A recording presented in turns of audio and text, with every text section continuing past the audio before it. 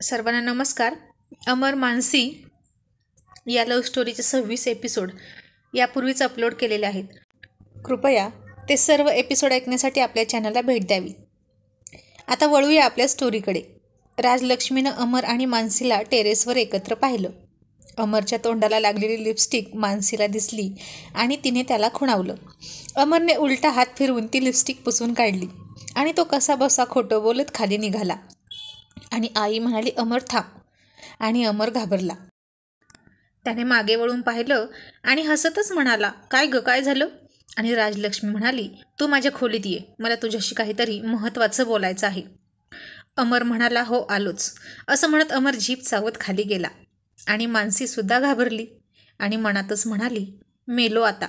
उगाच यांच्या नादी लागून आईंशी खोटं बोलत होते. काय वाटेल त्यांना की मी त्यांच्याशी खोटंसुद्धा बोलू शकते आणि माझी इमेज डाऊन होईल त्यांच्या मनातून. मी त्यांच्या मनातून उतरले तर नाही, मला हे चालणार नाही. मी आईंना सगळं खरं सांगेल.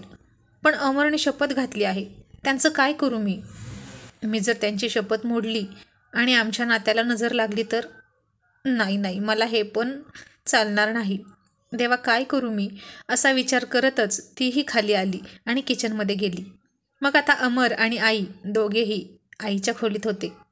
राजलक्ष्मी खूप सिरियस होती. तिचा चेहरा पाहून अमर म्हणाला, काय झालं आई, बोल ना. मग आई दीर्घ श्वास घेऊन म्हणाली, अमर, तू मानसीला पत्नी म्हणून स्वीकारायला तयार आहेस की नाही ते मला शेवटचं सांग. आणि अमर आता गप्प बसला, कारण हा तर तिचा नेहमीचा प्रश्न होता. आणि मग तो बोलायचं म्हणून पुन्हा खोटं बोलत म्हणाला, आई, ती माझी बायको नाही, फक्त तुझी सून आहे, या घराची सून आहे. असं बोलून अमर हसू दावत गप्प बसला. मग राजलक्ष्मी म्हणाली, ठीक आहे. मग मला तिच्या भविष्याची काहीतरी तरतूद केलीच पाहिजे.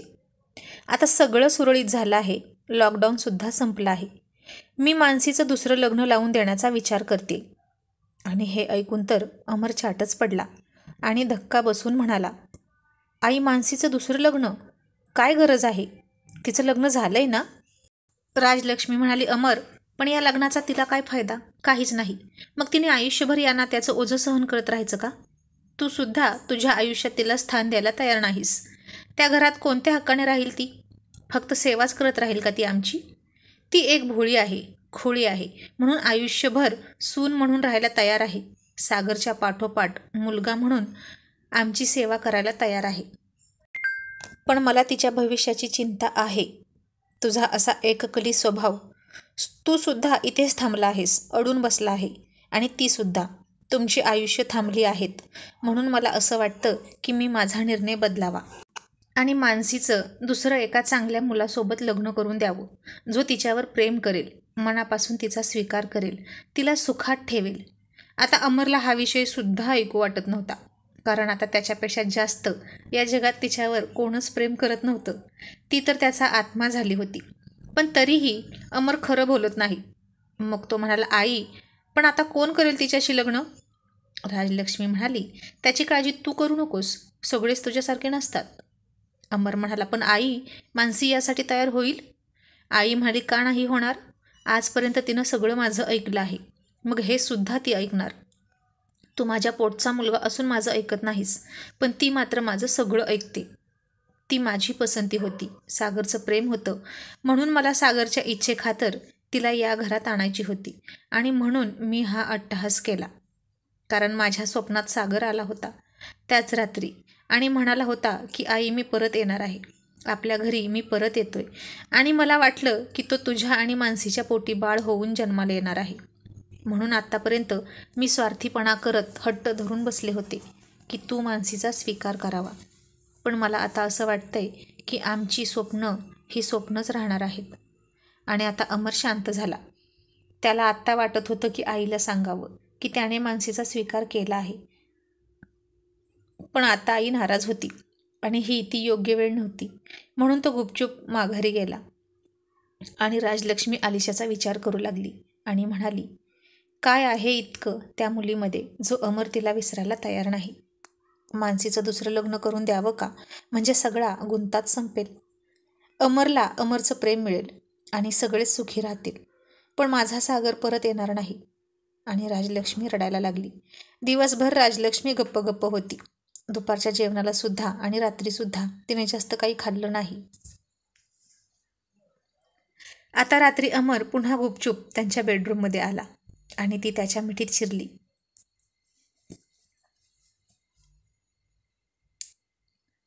आणि म्हणाले, अमर, आई काय म्हणाल्या? तुम्ही त्यांना दुखावलं तर नाही ना? त्यांनी जेवणही नाही केलं व्यवस्थित. अमर म्हणाला, नाही ग, मी नाही काही म्हणालो, पण आई म्हणत होती की ती तुझं दुसरं लग्न करून देणार. आणि हे ऐकून तर मानसी चाटच पडली आणि मानसीने कानावरच हात ठेवले आणि म्हणाली, शी, काय हा विषय? अमर, हे सगळं तुमच्यामुळे होतंय. तुम्ही तुमची शपथ घ्या ना माघारी.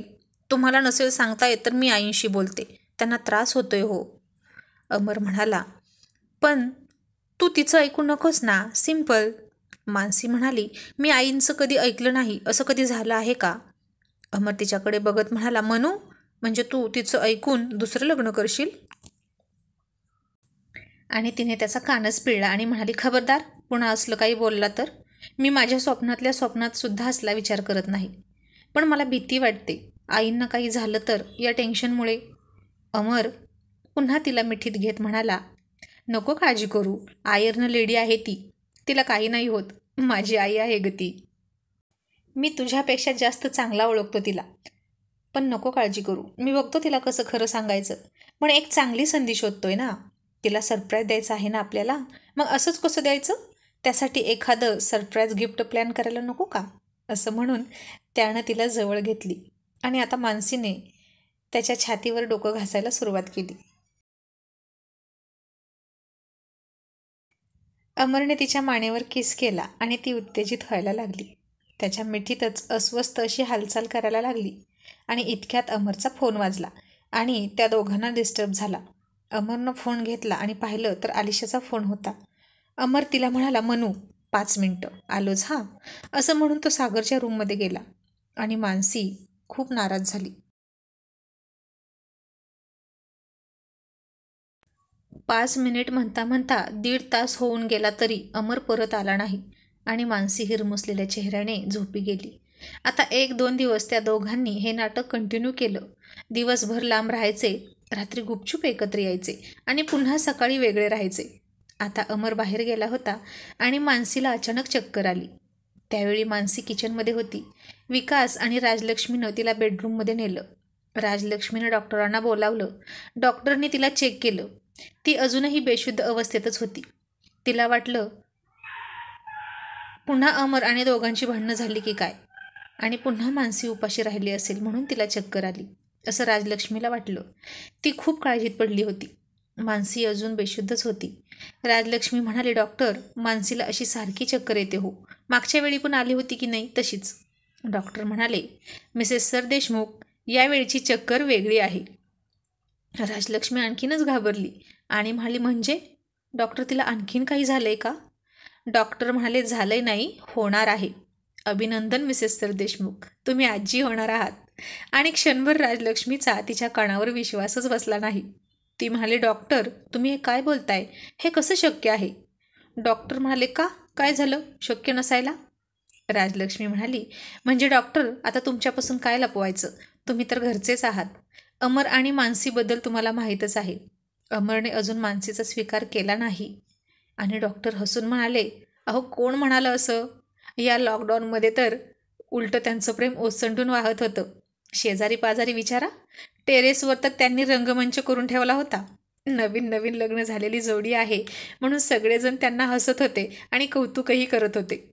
आता हे ऐकून राजलक्ष्मीच्या सुद्धा डोळ्यात आनंदाश्रू आले.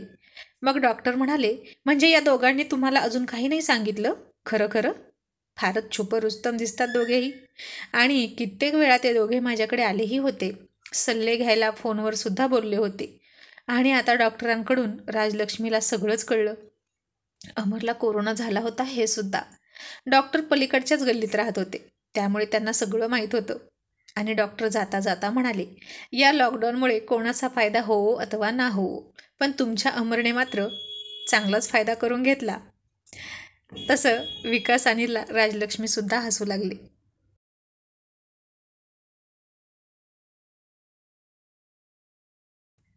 मग डॉक्टर निघून गेले. त्यांनी औषध दिलं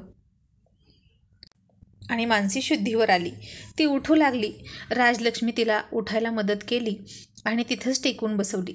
तिला आता मानसीची दृष्ट काढावी असंच वाटत होतं, पण आता आधी ती तिच्या लबाड दिवट्या चिरंजीवाची दृष्ट काढणार होती. मग दोघांचीही एकत्र दृष्ट काढायची असं तिने ठरवलं. आणि मानसी म्हणाली, आई मला चक्कर का आली? राजलक्ष्मी म्हणाली, अगं तुला विकनेस आला असं डॉक्टर म्हणाले. आता राजलक्ष्मीसुद्धा नाटक करत होती. तू उठू नकोस मानसी, आता काहीच करायचं नाहीस तू, बास झाली तुझी नाटकं. आणि मानसी घाबरून म्हणाली, आई मी काय केलं?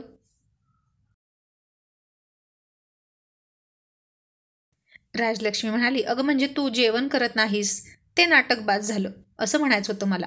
मग राजलक्ष्मीने अमरला फोन केला आणि म्हणाली, लवकर घरी ये. तसं तुला काही फरक पडत नाही हे ऐकून, पण मानसीला चक्कर आली आहे. आणि हे ऐकून तो धावतच तिच्या रूममध्ये गेला आणि म्हणाला, मनू अगं काय झालं तुला? कशी आली चक्कर? पुन्हा कमी जेवली असशील ना? का उपवास केलास एखादा? आता अमर तिच्या काळजीने कासावीस झालेला दिसत होता. मानसी मात्र अजून गप्प बसली होती. आता तिलाच काही माहीत नव्हतं तर ती काय सांगणार.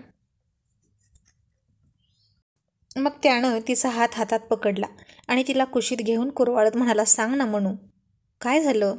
मानसी म्हणाली, अहो मलाही नाही माहीत का चक्कर आली, आणि मी नव्हते उपाशी राहिले. डॉक्टर आले होते आणि चेक करून गेलेत, पण कारण काहीच नाही सांगितलं असं आई म्हणाल्या. आणि त्यांनी मला उठून पण दिलं नाही. 2 तास झाले मला इथंच बसवून ठेवलं आराम करायला.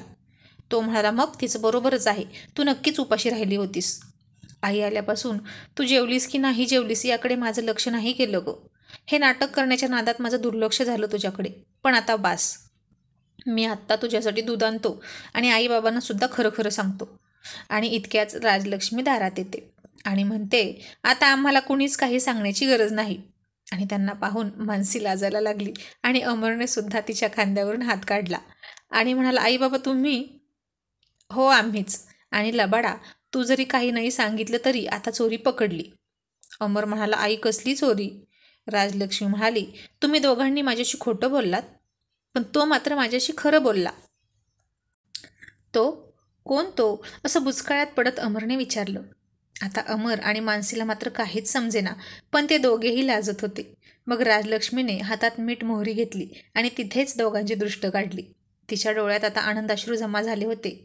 हेच दृश्य बघण्यासाठी ती गेली कित्येक महिने तरसत होती आणि आता तिला इतका सगळा आनंद मिळाला होता, तो सुद्धा कितीतरी जास्त पटीने. तिचे अश्रू पाहून अमर उठला आणि तिला मिठीत घेऊन म्हणाला, आई का रडतेस? आता रडायचं नाही, नाहीतर दादा नाराज होईल. राजलक्ष्मी म्हणाली, आणि लाथा मारेल. अमर म्हणाला, लाथा का मारेल? आणि राजलक्ष्मी म्हणाली, कारण आता माझा सागर येणार आहे लवकरच. अमर, मानसी प्रेग्नेंट आहे. आणि अमर मोठ्याने ओरडून म्हणाला, काय? आणि हे ऐकून मानसीसुद्धा शॉक झाली. आता तिच्या लक्षात आलं की तिचा महिना उलटून गेला आहे. आणि अमरच्या तर आनंदाला फार आवारच राहिला नाही. त्याने पळतच जाऊन मानसीला मिठी मारली, तिच्या कपाळाला किस केला, गालाला किस केला आणि ओठांना किस करणार इतक्यात विकासने घसा साफ केला आणि म्हणाला, जरा आमचाही विचार करा चिरंजीव, आम्ही इथे आहोत. आणि मानसी लाजून चूर झाली. मग राजलक्ष्मीने पुन्हा एकदा मानसीची आलाबाला घेतली आणि बाहेर गेली. आणि अमरने मानसीला पुन्हा एकदा घट्ट मिठीत घेतली. Manu I am so happy असं म्हणून तिच्या ओठांवर ओठ टेकवले आणि ती सुद्धा म्हणाली, अमर आय लव्ह यू. आणि इकडे राजलक्ष्मीने खूप खुश होऊन आलिशाला फोन केला आणि आता आलिशा तिच्या मोबाईलमध्ये अमरचा फोटो पाहत होती. अमर आता तिला खूप मदत करत होता. आलिशाचं ऑफिस सध्या तरी वर्क फ्रॉम होम असं चालू होतं, पण कंपनी सुरू झाल्यावर तिला पुन्हा पुण्याला यावं लागणार होतं आणि तिच्या बहीण भावाची सोय तिला लावायची होती, कारण आता घरी कोणीच नव्हतं, आई गेली होती म्हणून. मग अमर तिला तिच्या बहिणीला आणि भावाला हॉस्टेलमध्ये टाकण्यासाठी मदत करत असतो. त्यासाठीच त्या दोघांचे फोन चालू असतात आणि अमरचा हा चांगुलपणा पाहून आलिशाला त्याचा आधार वाटत असतो आणि निश्चितच ती त्याच्याकडे पुन्हा ओढली जाते. राजलक्ष्मीचा फोन पाहून ती जरा नर्वस झाली, पण तरीही फोन घेतला आणि राजलक्ष्मी फार आनंदाने म्हणाली, आलिशा, अमरने मानसीचा स्वीकार केला आणि मानसी प्रेग्नेंट आहे. आणि हे ऐकून आलिशाचा चेहरा पडला.